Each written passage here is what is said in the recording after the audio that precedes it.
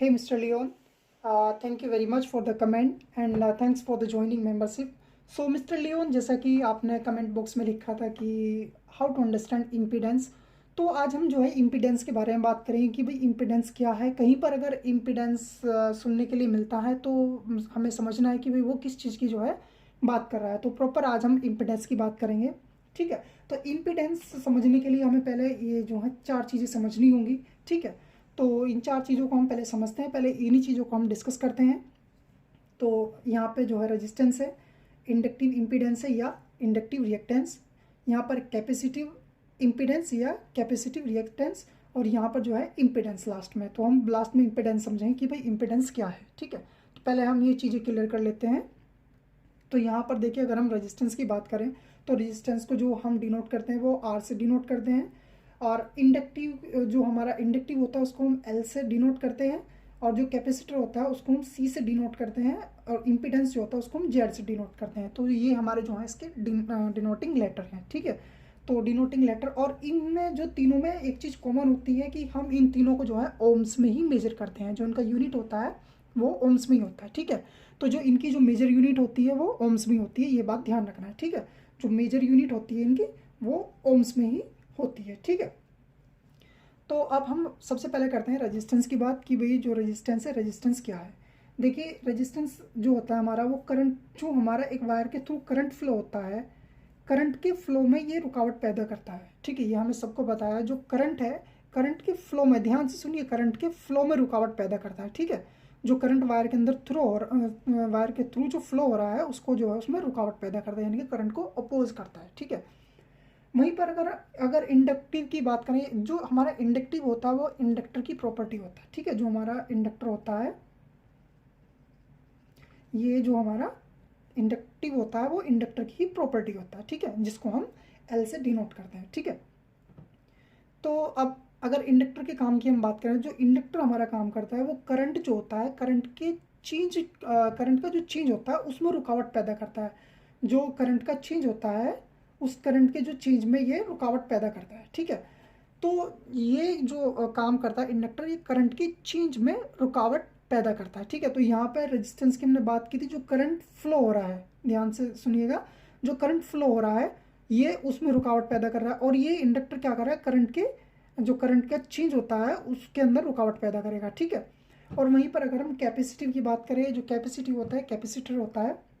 ठीक है, अगर हम यहाँ पर कैपेसिटर की बात करें तो कैपेसिटर जो होता है वो हमारा वोल्टेज जो होता है, वोल्टेज के चेंज में रुकावट पैदा करता है, वोल्टेज के चेंज में रुकावट।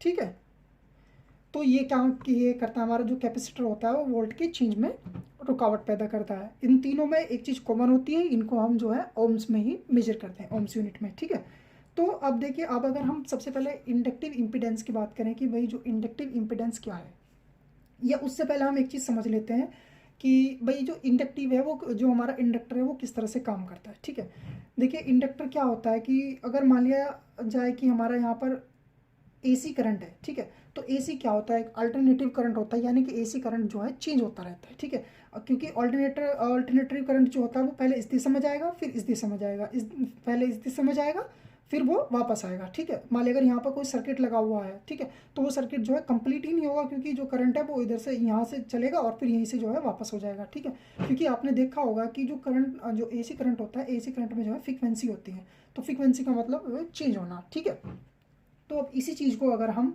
तो इसी चीज़ के लिए हम इस करंट का जो चेंज होता है, करंट के चेंज को रोकने के लिए हम यहाँ पर जो इंडक्टर का यूज़ करते हैं। और जो हमारा डीसी करंट होता है, डीसी करंट हमारा होता है डायरेक्ट करंट। ठीक है, डायरेक्ट करंट के अंदर हमें इंडक्टर की ज़रूरत नहीं पड़ती, क्योंकि वो ऑलरेडी डायरेक्ट करंट है, उसमें कोई चेंज नहीं हो रहा। तो वहाँ पर हम रेजिस्टेंस का यूज़ करते हैं वो सर्किट के अकॉर्डिंग, कि हमारा जो है कितने वोल्टेज का, कितने करंट का जो हमने सर्किट लगाया हुआ है, तो उसी के हिसाब से हम रेजिस्टेंस को बिल्ड करते हैं और सर्किट को ऑन करते हैं। ठीक है, तो ये इनकी बात हो जाती है एसी करंट की और डीसी करंट की। तो यहाँ से हमें एक चीज़ का पता लगता है कि भाई जो हमारा इम्पीडेंस होता है, इम्पीडेंस वो हमारा जो होगा वो खाली एसी करंट में होगा, ना कि डीसी करंट में, क्योंकि डीसी करंट जो होता है वो डायरेक्ट करंट है, और जो हमारा एसी करंट है वो अल्टरनेटिव करंट है, ये जो बार बार चेंज होता रहता है। ठीक है, तो इस जगह पर हमें जो है इम्पीडेंस की ज़रूरत पड़ती है, रिएक्टेंस की। ठीक है, तो अब अगर बात करें जो हमारा कैपेसिटर है, कैपेसिटर ये वोल्टेज की चेंज में रुकावट पैदा करता है, ठीक है।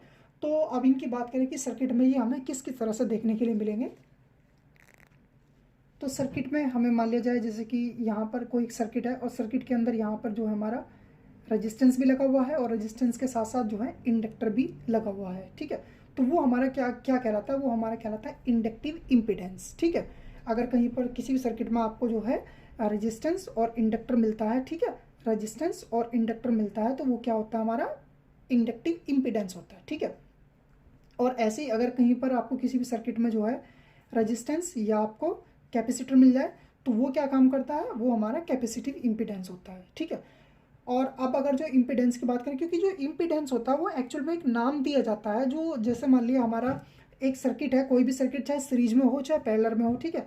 तो मान लिया जाए जैसे हमारा एक सर्किट है, ठीक है, सर्किट में हमारा रेजिस्टेंस भी है, हमारा इंडक्टर भी है और हमारा कैपेसिटर भी है। जब ये तीनों मिलकर करंट को अपोज करते हैं, ठीक है, यानी कि करंट के चेंज में रुकावट पैदा करते हैं, ठीक है। जब भी ये जहाँ भी सर्किट में तीनों चीज़ मिलेंगे, ठीक है, तो उसी चीज़ को हम क्या बोलते हैं, इम्पीडेंस, ठीक है। तो वही हमारा जो है इम्पीडेंस कहलाता है, ठीक है। बाकी इम्पीडेंस के बारे में बस इतना ही, क्योंकि इम्पीडेंस तो बस यही है, क्योंकि जो इम्पीडेंस होता है वो एक नाम होता है खाली। ये जो जहाँ पर भी आपको ये तीनों चीज़ एक सर्किट में लगी हुई मिलेंगी जो करंट में बदलाव पैदा करती हैं, ठीक है, तो उसी को क्या बोलते हैं, हम इम्पीडेंस बोलते हैं, ठीक है।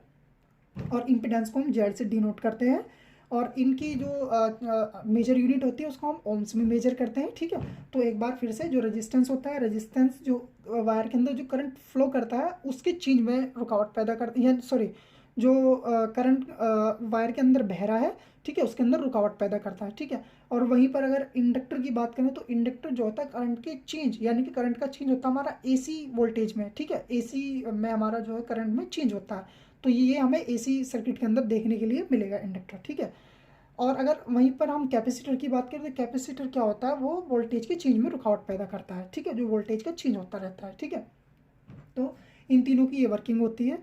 बाकी जो आपका आईसी का वीडियो था कि आईसी की पिन ट्रेसिंग का, वो मैं एज सून एज पॉसिबल मैं ट्राई करूँगा कि उसको जितना जल्दी हो सके मैं बना दूँ। तो क्योंकि थोड़ा सा यही था कि अभी मैं 2-4 दिन से क्या, अभी मतलब ये 2 वीक तो ऐसे चले गए कि इनमें ज़्यादा बिजी था। बाकी 2-4 दिन से तो थोड़ा ज़्यादा बिजी था, लेकिन अब फाइनली मैंने वीडियो बना दिया ये आपके लिए, ठीक है। होपफुली अगर फिर भी कोई चीज़ ऐसी रह जाए तो आप मुझे कमेंट कर सकते हैं, no problem. So okay, thank you very much. Hopefully you will be understand for all the procedure. If you still you haven't understand or anything you want to ask, you just give me a comment or you can come to on my Instagram, so we will meet there, no problem. We can call also, so as you feel better. So okay, thank you.